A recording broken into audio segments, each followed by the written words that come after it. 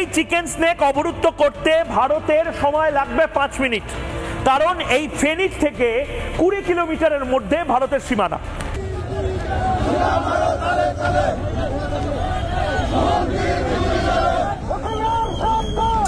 সম্প্রতি বাংলাদেশ নিয়ে ভারতে প্রোপাগান্ডা এবং দেশবিরোধী ষড়যন্ত্রে অনেকটাই ক্ষুব্ধ দেশের সাধারণ মানুষ। আপনারা বরঞ্চ ওই ফেনীটাকে সামলান, কারণ ফেনী যদি দখল হয়ে যায় চট্টগ্রাম কিন্তু স্বাধীন হয়ে যেতে পারে। দেশটির এমন অনাকাঙ্ক্ষিত কর্মকাণ্ডে একের পর এক প্রতিক্রিয়া জানানো হচ্ছে। কখনো ভারত সীমান্ত অভিমুখে সাধারণ জনতার বিক্ষোভ মিছিল,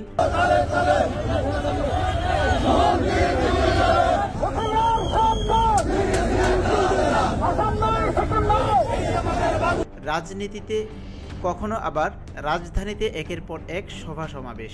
যারা রয়েছেন ভারতের সাধারণ জনগণের বিরুদ্ধে বাংলাদেশের জনগণের কোনো শত্রুতা নেই, কিন্তু চরম উগ্রবাদী বিজেপি যদি বাংলাদেশের বিরুদ্ধে যুদ্ধ ঘোষণা করতে চায়, তাহলে বাংলাদেশের দেশপ্রেমিক প্রতিটা মানুষ এদেশের স্বাধীনতা, সার্বভৌমত্ব, সম্মান, আত্মমর্যাদা রক্ষায় রুখে দাঁড়াবে।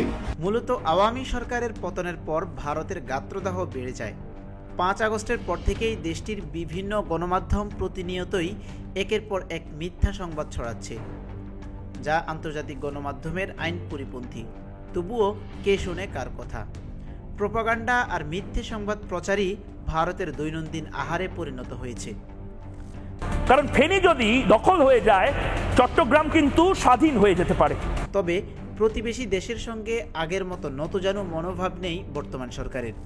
খোদ সরকার প্রধানই হুঁশিয়ারি দিয়ে বললেন, ভারত দেশবিরোধী ষড়যন্ত্র করলে বাংলাদেশও এর কঠিন জবাব দেবে।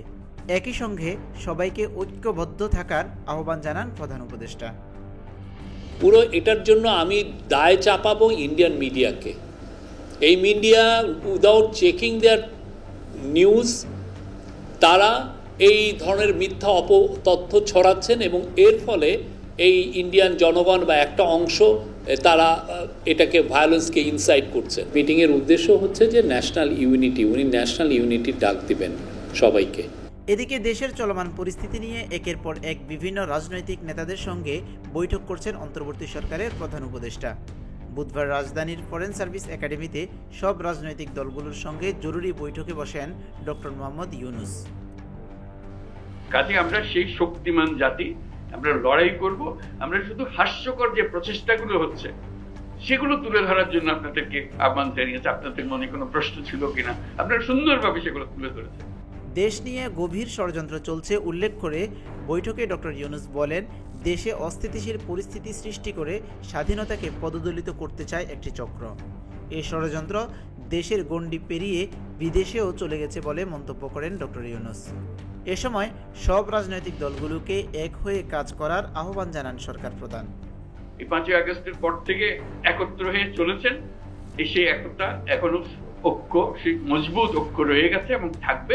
সেটা আমরা জনগণকে জানিয়ে দিলাম আজকে, সবাইকে যেন জানি। সবার মনে আবার সন্দেহ আসছে কি হচ্ছে জানি না, এটা একত্র হয়ে বসাতে এই ছবিটা শুধু যদি দেখে মানুষের মনে আবার ভরসা থাকবে।